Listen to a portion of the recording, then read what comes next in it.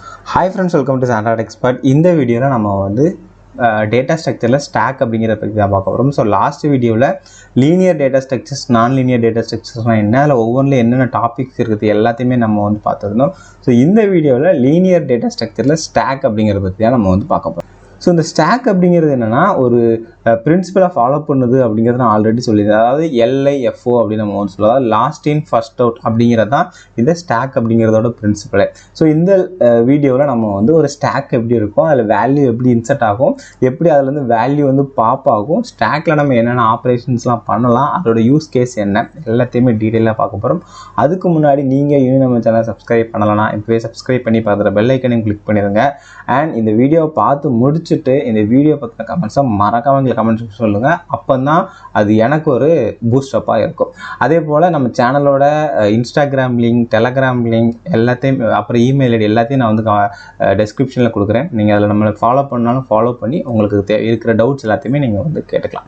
Okay, so நம்ம வந்து டாபிக்ஸ்குள்ளே போகலாம். ஸோ இந்த ஸ்டாக் அப்படிங்கிறது என்ன, ஒரு linear data structure. What is linear data structure? So நம்ம வந்து லைக் ஒரு சீக்வன்ஸாக ஒரு டேட்டா வந்து லைக் இதில் வந்து ஆட் பண்ணி வச்சுக்கலாம் அப்படிங்கிறத நம்ம வந்து லீனியர் டேட்டா ஸ்ட்ரக்சர் அப்படின்னு நம்ம வந்து சொல்லுவோம். ஸோ நான் ஆல்ரெடி சொன்னதான் இது வந்து LIFO அப்படிங்கிற ஒரு பிரின்சிபலை ஃபாலோ பண்ணுது. ஸோ இப்போ ஒரு ஸ்டாக் எப்படி இருக்கும் அப்படின்னு சொல்லி பார்த்தீங்கன்னா, ஃபஸ்ட் நான் வந்து ஒரு எம்டி ஸ்டாக் வந்து உங்களுக்கு போடுறேன்.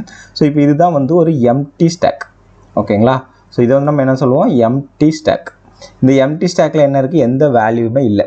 இப்போ நான் அந்த ஸ்டாக்கில் நான் ஒரு வேல்யூவை ஆட் பண்ணணும் அப்படின்னா நான் என்ன பண்ணுவேன்னா புஷ் ஆப்ரேஷன் பண்ணுவேன். ஸோ நான் இதில் வந்து என்ன பண்ணுவேன்னா புஷ் ஆப்ரேஷன் பண்ணலாம். இப்படி நான் புஷ் ஆப்ரேஷன் பண்ணேன்னா எனக்கு இந்த ஸ்டாக்கில் ஒரு வேல்யூ ஆட் ஆகும். ஓகேவா? ஸோ அப்போ நான் இப்போ வந்து புஷ் மூலமாக நான் என்ன பண்ணுறேன்னு பாருங்கள், ஒரு 10 வந்து நான் ஆட் பண்ணுறேன். ஸோ இது என்னது, புஷ். ஸோ நான் ஒரு புஷ் ஆப்ரேஷன் பண்ணதுனால எனக்கு இந்த எம்டியாக இருந்த ஸ்டாக்கில் 10 ஆட் ஆகிருக்குது. நான் திரும்ப இன்னொரு புஷ் ஆப்ரேஷன் பண்ணுறேன். ஓகேவா? ஸோ அப்போ எனக்கு இங்கே என்ன வச்சுருக்கு, திரும்ப இன்னொரு புஷ் பண்ணுறேன், அதுக்கு ஒரு 20 வந்து ஆட் ஆகிருக்கு. இந்த மாதிரி நான் வந்து ஸ்டாக்கோட சைஸை பொறுத்து, நம்ம அந்த ஸ்டாக்கு எவ்வளோ சைஸ் கொடுக்குறோமோ அதை பொறுத்து நம்ம வந்து இந்த ஸ்டாக்குக்கு நம்ம வேல்யூவை ஆட் பண்ணிகிட்டே போகலாம். ஸோ நீங்கள் ஆட் பண்ணும்போது பார்த்தீங்கன்னா கீழே இருந்து இந்த வேல்யூ வந்து மேலே ஆட் ஆகிட்டே போகும். ஸோ 10, 20, 30 லைக் இப்போ நான் வந்து எக்ஸாம்பிளுக்கு 10, 20, 30, 40 தான் சொல்கிறேன். இதை வந்து நீங்கள் லைக் எதை வேணாலும் ஒரு எக்ஸாம்பிளாக வச்சுக்கலாம். இப்போ நீங்கள் இதில் 40, 40, 50 இந்த மாதிரி நம்ம வந்து புஷ் வந்து பண்ணிகிட்டே போகலாம். ஓகேவா? ஸோ புஷ் பண்ணிகிட்டே போயிட்டுருக்கோம். இப்போ அடுத்து நான் வந்து பாப் பண்ணுறேன். ஸோ பாப்க்கு வந்து எக்ஸாம்பிள் பார்த்துக்கோங்க. ஸோ பாப் பண்ணும்போது என்ன ஆகுனா, ஃபார் எக்ஸாம்பிள் இப்போ நான் இந்த ஸ்டாக்கில் ஒரு பாப் ஆப்ரேஷன் பண்ணுறேன்னு வச்சுக்கோங்களேன். பாப் ஆப்ரேஷன் பண்ணும்போது என்ன ஆகுனா, பாப் அப்படிங்கிறது என்ன, அந்த ஸ்டாக்கில் இருந்து ஒரு வேல்யூவை டெலீட் பண்ணு அப்படிங்கிறத அதுக்கு வந்து ஒரு சிம்பிளான மீனிங். ஓகேவா? பண்ணும்போது என்னென்னா, இன்சர்ட் ஆகும்போது கீழே இருந்து மேலே இன்சர்ட் ஆகி போச்சுல, இப்போது டெலீட் ஆகும்போது மேலே இருந்து கீழே பண்ணும். ஸோ ஃபஸ்ட்டு என்ன ஆகும்னா, இந்த 50 இருக்குல்ல, இந்த 50 வந்து எனக்கு டெலீட் ஆகும். அப்போ ஸ்டாக்கில் என்ன இருக்கும், 10, 20, 30, 40 இருக்கும். அடுத்து நான் திரும்ப இன்னொரு பாப் பண்ணுறேன்னு வச்சுக்கோங்களேன், எனக்கு இந்த 40 வந்து எனக்கு அந்த ஸ்டாக்கில் இருந்து டெலீட் ஆகும். திரும்ப 10, 20, 30 இருக்கும். இந்த மாதிரி நீங்கள் ஒவ்வொரு பாப் பண்ணும் போதும் அந்த லைக் டாப்பில் இருக்கிற வேல்யூ வந்து அந்த ஸ்டாக்ல இருந்து உங்களுக்கு வந்து பாப் ஆகிக்கிட்டே வரும். சப்போஸ் உங்கள் ஸ்டாக்ல வந்து 10 வேல்யூஸ் இருக்குதுன்னு வச்சுக்கோங்களேன், உங்களுக்கு பாட்டமில் இருக்கிற வேல்யூ தான் நீங்கள் வந்து பாப் பண்ணணும் அப்படின்னு நீங்கள் நினைக்கிறீங்கன்னா, ஸ்டாக்கை பொறுத்த வரைக்கும் நீங்கள் வந்து அதுக்கு மேலே இருக்கிற 9 வேல்யூஸையும் பாப் பண்ணால் தான் உங்களால் அந்த பாட்டமில் இருக்கிற வேல்யூவை பாப் பண்ண முடியும். இதுதான் வந்து ஸ்டாக்கோட ஒரு பிரின்சிபல். இதுதான் நம்ம வந்து LIFOன்னு சொல்கிறோம், லாஸ்ட் இன் ஃபர்ஸ்ட் அவுட் அப்படின்னு சொல்லிட்டு. ஓகேவா? ஸோ இப்போ வந்து உங்களுக்கு ஓரளவுக்கு இந்த ஸ்டாக்ல எப்படி வேல்யூவை ஆட் பண்ணுறோம், அதுலேருந்து எப்படி பாப் ஆகுது அப்படிங்கிற ஒரு லாஜிக் வந்து உங்களுக்கு வந்து புரிஞ்சிருக்கும்னு நினைக்கிறேன். இப்போ நம்ம இந்த ஸ்டாக்கை வந்து நம்மளுடைய ப்ரோக்ராமில் நம்ம வந்து இம்ப்ளிமெண்ட் பண்ணுறோம்னு வச்சுக்கோங்களேன், நம்ம என்னென்ன ஃபங்க்ஷன்லாம் இந்த ஸ்டாக்கை யூஸ் பண்ணும்போது மெயினாக நம்ம வந்து பார்த்துக்கணும். இந்த ஃபங்க்ஷன் அப்படிங்கிறது நான் வந்து டேட்டா ஸ்ட்ரக்சரில் ஸ்டாக்குக்காக தான் சொல்கிறேன். இது நீங்கள் வந்து எந்த ஒரு ப்ரோக்ராமிங், அது சியாக இருக்கட்டும், C++ஆக இருக்கட்டும், ஜாவாவாக இருக்கட்டும், பைத்தானாக இருக்கும், எந்த ஒரு லாங்குவேஜாக இருந்தாலுமே இந்த ஃபங்க்ஷன் வந்து உங்களுக்கு வந்து காமன் தான். ஓகேவா? ஸோ நம்ம மெயினாக யூஸ் பண்ணுறது என்னென்ன ஃபங்க்ஷன் சொல்கிறேன். ஃபஸ்ட்டு வந்து புஷ் யூஸ் பண்ணுவோம். ஸோ நான் ஆல்ரெடி புஷ்னால் என்னென்னு சொல்லிட்டேன். அடுத்தது பாப். ஸோ பாப் எதுக்கு, நம்ம அந்த இதுலேருந்து ஒரு வேல்யூவை பாப் பண்ணுறதுக்கு யூஸ் பண்ணுறோம். அடுத்தது இஸ் எம்டியான்னு செக் பண்ணுவோம். இந்த இஸ் எம்டிங்கிறது எதுக்கு நம்ம செக் பண்ணுவோம் அப்படின்னா, ஒரு ஸ்டாக் இருக்குதுன்னு வச்சுக்கோங்களேன், அந்த ஸ்டாக்ல இருந்து ஒரு வேல்யூவை நம்ம பாப் பண்ணுறதுக்கு முன்னாடி அந்த ஸ்டாக் வந்து எம்டியாக இருக்குதா, ஏன்னா எம்டியாக இருந்துச்சு அப்படின்னா அதில் பாப் பண்ணி நோ யூஸ். ஸோ அதில் ஏதாவது ஒரு வேல்யூ இருந்தால் தான் நம்மளால் பாப் பண்ண முடியும். அதனால் நம்ம ஒவ்வொரு அந்த பாப் ஆப்ரேஷன் பண்ணுறதுக்கு முன்னாடி அந்த ஸ்டாக் வந்து எம்டியாக இருக்கா இல்லையா அப்படிங்கிறத செக் பண்ணிட்டு தான் பாப் பண்ணணும். சப்போஸ் எம்டியாக இருந்துச்சுன்னா நம்ம அந்த இடத்துல பாப் பண்ண வேண்டிய அவசியம் இல்லை. அதே மாதிரி என்னதுன்னா, இன்னொன்று வந்துட்டு இஸ் ஃபுல் அப்படிங்கிறது என்னன்னா நம்ம வந்து ஒரு வேல்யூவை இன்சர்ட் பண்ண போகிறோம், அதாவது ஒரு வேல்யூவை புஷ் பண்ண போகிறோம்னு வச்சுக்கோங்களேன் நம்மளுடைய ஸ்டாக்ல. சப்போஸ் ஆல்ரெடி இந்த ஸ்டாக் வந்து ஃபுல்லாக இருக்குதுன்னா நம்ம திரும்பவும் அந்த ஸ்டாக்ல போய் இன்னொரு வேல்யூவை ஆட் பண்ணும்போது நம்மளுக்கு என்ன ஆயிரும்னா ஸ்டாக் ஓவர்ஃப்ளோ ஆயிரும். ஸோ ஸ்டாக் ஓவர்ஃப்ளோ ஆயிடுச்சுன்னா நம்மளால திரும்ப ஒரு வேல்யூவை ஆட் பண்ண முடியாது. அப்போ அந்த கேஸில் நம்ம என்ன பண்ணணும்னா ஸ்டாக்ல நம்ம வேல்யூவை ஆட் பண்ணுறதுக்கு முன்னாடி அந்த ஸ்டாக் வந்து ஃபுல்லாக இருக்குதா இல்லையா அப்படிங்கிறத நம்ம வந்து செக் பண்ணிக்கணும். இன்னொரு மெயினான ஃபங்க்ஷன் என்னன்னு சொல்லி பார்த்தீங்கன்னா பீக். இந்த பீக் அப்படிங்கிறது என்னன்னா நம்ம ஸ்டாக் இருக்குதுன்னு வச்சுக்கோங்களேன், அந்த ஸ்டாக்ல இருக்கிற டாப் வேல்யூ. இப்போ ஃபார் எக்ஸாம்பிள் இந்த லிஸ்ட் நீங்கள் இதை இப்போ நம்ம 30 40 50 பாப் பண்ணிட்டோம். இப்போ நம்மளுடைய ஸ்டாக்ல வந்து 10 20 மட்டும் தான் இருக்குது. ஓகேவா, நம்மளுடைய ஸ்டாக்ல 10 20 மட்டும் இருக்குது. இப்போ இந்த 20 தான் நம்மளுக்கு வந்து டாப் வேல்யூ. ஸோ நான் இந்த பீக் அப்படிங்கிற ஃபங்க்ஷனை நான் அந்த ஸ்டாக்ல கால் பண்ணுறேன்னா எனக்கு அந்த ஸ்டாக் என்ன பண்ணும், இந்த பீக் அப்படிங்கிறது என்ன பண்ணணும்னா 20 அப்படிங்கிற வேல்யூவை ரிட்டர்ன் பண்ணும். ஓகேவா, அந்த 20 அப்படிங்கிற வேல்யூ நம்மளுக்கு ரிட்டர்ன் பண்ணோம்.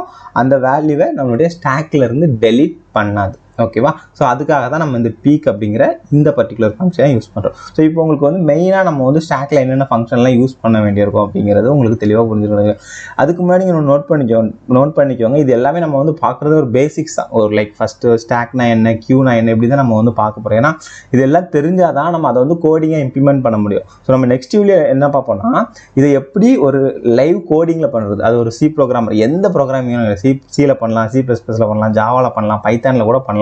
நம்ம எதில் வேணாலும் நம்ம வந்து இம்ப்ளிமெண்டேஷன் நம்ம பண்ணிக்கலாம். பட் இம்ப்ளிமெண்டேஷன் பண்ணுறதுக்கு முன்னாடி ஸ்டாக், வாட் இஸ் ஸ்டாக், ஸ்டாக்னா இதுதான் அப்படிங்கிறதுல நம்மளுக்கு ஒரு கிளாரிட்டி இருக்கணும். அடுத்து இன்னொரு விஷயம் இந்த ஸ்டாக்ல வந்து நீங்கள் நோட் பண்ணிக்க வேண்டிய ஒரு விஷயம் என்னன்னா, இப்போ நம்ம வந்து ஸ்டாக்லேருந்து பாப் கொடுத்தோம் அப்படின்னா அது வந்து டேரெக்டாக அந்த ஸ்டாக்ல எந்த வேல்யூ டாப்பில் இருக்குதோ அதை வந்து பாப் பண்ணிகிட்டே போகுது. கரெக்டாக இது எப்படி உங்களுக்கு இந்த ஃபங்க்ஷனாலிட்டி ஒர்க் ஆகுதுன்னு சொல்லி பார்த்தீங்கன்னா ஸ்டாக்கை பொறுத்த வரைக்கும் அதில் வந்து டாப் அப்படிங்கிற ஒரு பாயிண்டர் வந்து யூஸ் பண்ணுறாங்க.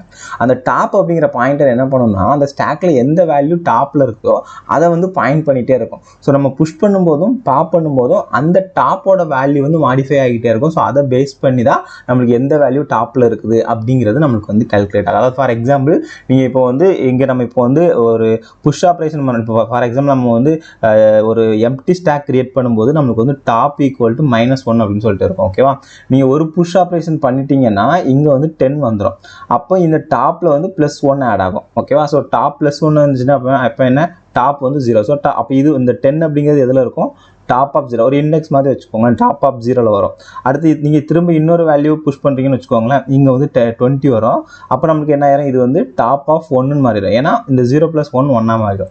அதே போல் தான் நீங்கள் வந்து திரும்ப ஒரு பாப் ஆப்ரேஷன் பண்ணுறீங்கன்னு வச்சுக்கோங்களேன், இந்த 20 வந்து டெலிட் ஆகும். அப்போ இந்த 1 - 0 1 - 1ன்னு போகும்போது திரும்ப 0 ஆயிரும். அப்போ இதுதான் கரண்ட் டாப் வேல்யூவாக இருக்கும். ஓகேவா, ஸோ இந்த மாதிரி இந்த கால்குலேஷன்ஸ் எல்லாமே நம்மளுக்கு வந்து நடந்துக்கிட்டு இருக்கும்.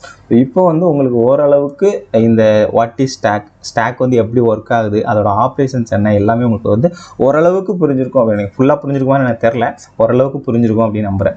அப்புறம் உங்களுக்கு வந்து ஒரு கொஸ்டின் வரலாம், ப்ரோ இந்த ஸ்டாக்லாம் இருக்குதுன்னு வச்சுக்கோங்களேன், இதை நம்ம வச்சு என்ன பண்ண போகிறோம், அது எங்கேயாவது நம்ம யூஸ் பண்ணுவோமா அப்படின்னு நீங்கள் கேட்கலாம். ஃபார் எக்ஸாம்பிள் நீங்கள் இப்போ வந்து ஒரு மைக்ரோசாஃப்ட் வேர்ட் யூஸ் பண்ணுறீங்கன்னு வச்சுக்கோங்களேன், அதில் நீங்கள் வந்து அண்டு ரெடுலாம் பண்ணுறீங்கல்ல, அதெல்லாம் எதை யூஸ் பண்ணி பண்ணுறாங்கன்னா அந்த ஸ்டாக் தான். நீங்கள் இப்போ ஃபார் எக்ஸாம்பிள் நீங்கள் வந்து ரெடு பண்ணுறீங்கன்னு வச்சுக்கோங்களேன், உங்களுக்கு வந்து அண்டு ரெடு பண்ணும்போது நீங்கள் லாஸ்ட்டாக என்ன ஆப்ரேஷன் பண்ணீங்களோ அதுதான் உங்களுக்கு வந்து டெலிட் ஆகும். ஸோ இந்த மாதிரி அந்த ஆப்ரேஷன்ஸ் எல்லாம் பண்ணுறதுக்கு உங்களுக்கு வந்து பார்த்தீங்கன்னா இந்த ஸ்டாக் அப்படிங்கிறது உங்களுக்கு வந்து ரொம்ப யூஸ் ஆகுது. அப்புறம் இந்த ஸ்டாக் அப்படிங்கிறத யூஸ் பண்ணும்போது அடிக்கடி நம்ம ஒரு ஃபேஸ் பண்ணுற ஒரு ப்ராப்ளம் என்னவாக இருக்கும்னு சொல்லி பார்த்தீங்கன்னா ஸ்டாக் ஓவர்ஃப்ளோ அப்படிங்கிற ஒரு இஷ்யூ வந்து அடிக்கடி வரும். ஏன்னா நம்மளுக்கு வந்து ஸ்டாக்கோட சைஸ் லிமிட்டேஷன் நம்ம இப்போ செட் பண்ணிட்டோம்னா நம்மளுக்கு வந்து அதுக்கு எக்ஸஸாக வேல்யூ வரும்போது ஸ்டாக் லிமிட்டேஷன் எரர் வருது, அதாவது ஓவர்ஃப்ளோ எரர் வரதுக்கு வாய்ப்பு இருக்குது. இந்த மாதிரி நிறைய விஷயங்கள் இருக்குது. நெக்ஸ்ட் வீடியோவில் ஒரு டீட்டெயில் ப்ரோக்ராமிங்கோட இந்த ஸ்டாக்கை பற்றி நம்ம வந்து பார்க்கலாம். இந்த வீடியோ பிடிச்சது அந்த வீடியோக்கு ஒரு லைக் கொடுங்க. இந்த வீடியோ பற்றின கமெண்ட்ஸை மறக்காம கமெண்ட்ஸ் கொடுங்க. நீங்கள் நம்ம சேனல் சப்ஸ்கிரைப் பண்ணலாம், இப்போ சப்ஸ்கிரைப் பண்ணி பக்கத்தில் இருக்கிற பெல் ஐக்கனையும் கிளிக் பண்ணிடுங்க. மறக்காமல் இந்த வீடியோவை உங்கள் நண்பர்களுக்கு ஷேர் பண்ணிடுங்க. தேங்க்யூ ஃபார் வாட்சிங். பாய்.